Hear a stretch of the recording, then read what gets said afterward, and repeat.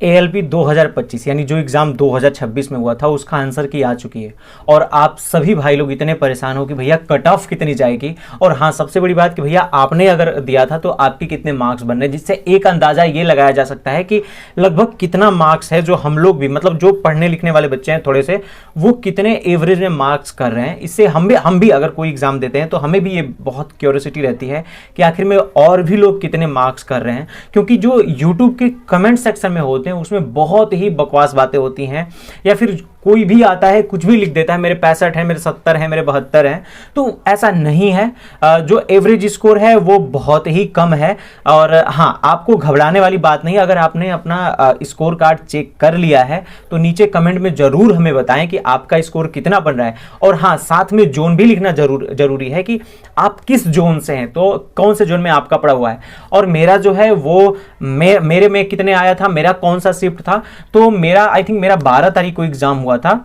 हाँ, शायद 12 तारीख को ही एग्जाम हुआ था, और वो मेरी सेकेंड शिफ्ट ही थी। और मैं यहाँ पे स्क्रीन पे लगा दूंगा अपना स्कोर।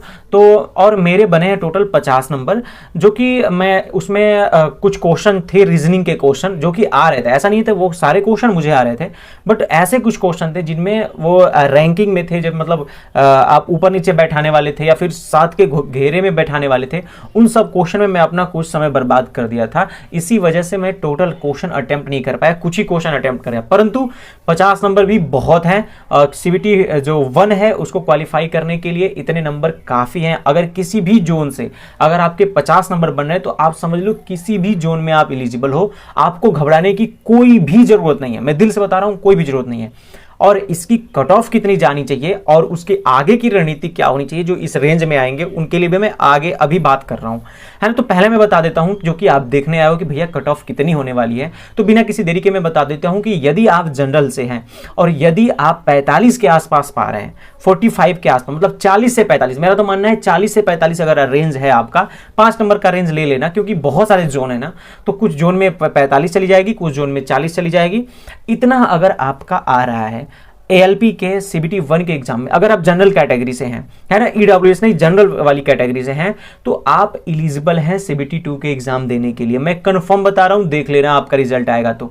और क्योंकि जो है वो 75 नंबर पे ना बन के 100 नंबर पे बनती है कट ऑफ, तो लगभग 20 से 25 नंबर इंक्रीजमेंट होता है। तो अगली बार जो खूब हाईएस्ट कट ऑफ बनी थी वो लगभग 60 के करीब में बनी थी, तो अगर उतना भी बनती है तो अगर आप 40 भी पाते हैं तो 20 से 25 नंबर का इंक्रीजमेंट होता ही होता है, तो आपके 60 से 65 नंबर बन जाएगी, जो कि मेनली मुझे पता है कि आप एलिजिबल हो जाओगे, कंफर्म बात है, हो जाओगे, है ना। मेरा जो अगली बार वो था स्कोर था वो 53 नंबर था, जो कि मैं एलिजिबल था। उसमें मैंने CBT 2 दिया है, साइको दिया है, हर एक एग्जाम में पास हो चुका हूं। फाइनल मेरिट में मेरी 1.5 से 2 नंबर के करीब में, आई थिंक इतना ही था, शायद बैंगलोर जोन में था पिछली बार, इसकी वजह से मैं वो बाहर हो गया। लेकिन बहुत सारे जोन में मैं क्वालिफाई कर रहा था, लेकिन बैंगलोर जोन में मेरे कैटेगरी की हाईएस्ट कट ऑफ थी, तो इसकी वजह से मैं उसमें क्वालिफाई नहीं हो पाया। हाँ, मेहनत तो बहुत करी थी भाई, उसका दर्द आज तक है, लेकिन हाँ अब तो जो है वो है, इस एग्जाम को भी देना है और इसमें भी ठान के निकालना है। तो यदि आप जनरल के हैं तो 40 से 45 के बीच में आपका है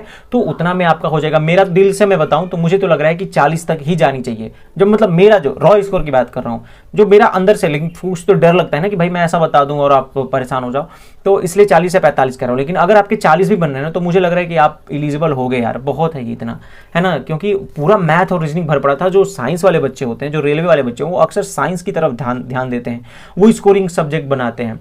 अक्सर यूपी बिहार के बच्चे होते हैं जो ताकि इतना मेहनत करते हैं ताकि वो स्कोर उसमें इंक्रीज कर लें। और जो पटना में बहुत सारी कोचिंग है उसमें अपने आप को मैथ में नहीं, उन्होंने साइंस और जीके जीएस में ही स्ट्रांग बनाया है, और उसी के बेस पर पूरा रेलवे पे दबदबा बनाया हुआ था पूरा बिहार। लेकिन अब क्योंकि पूरा पैटर्न चेंज है इसलिए बहुत सारा डाइवर्टेड हो गया है। तो मेरा मानना है कि इतना ही कट ऑफ जानी चाहिए, अब आपको ज्यादा सोचने की जरूरत नहीं है। और हाँ, ओबीसी है तो वही 40 ही मान लो आप मेरे हिसाब से, क्योंकि कहीं 42 जाएगी, कहीं 45 जाएगी जनरल की, तो आप 40 के आसपास, तो जो भी SC ST तो आप 35 के भी आसपास मान लो आपका हो जाएगा। तो ST तो और भी कम 30 के आसपास भी कर सकते हो, लेकिन हाँ SC तो 35 से 40 के बीच में रहेगा, OBC भी यही 40 के आसपास ही रहेगा। तो इतना अगर आप स्कोर कर रहे हो तो मेरे मानने के हिसाब से इतना हो सकता है। लेकिन हाँ भाई, क्योंकि मैं जानता नहीं हूँ कितना कट ऑफ बनेगा, परंतु इतना ही बनना चाहिए। और हाँ, अगर आप पढ़ोगे तो ये हर एक सब्जेक्ट में काम आएगा। मैथ है उसमें, रीजनिंग है उसमें, basic science and engineering drawing है, तो वो जरूरी है करना। है ना, 100 नंबर के पेपर में 50 नंबर की वही है, और वो जरूरी है आपको करना, नहीं तो आप फंस जाओगे।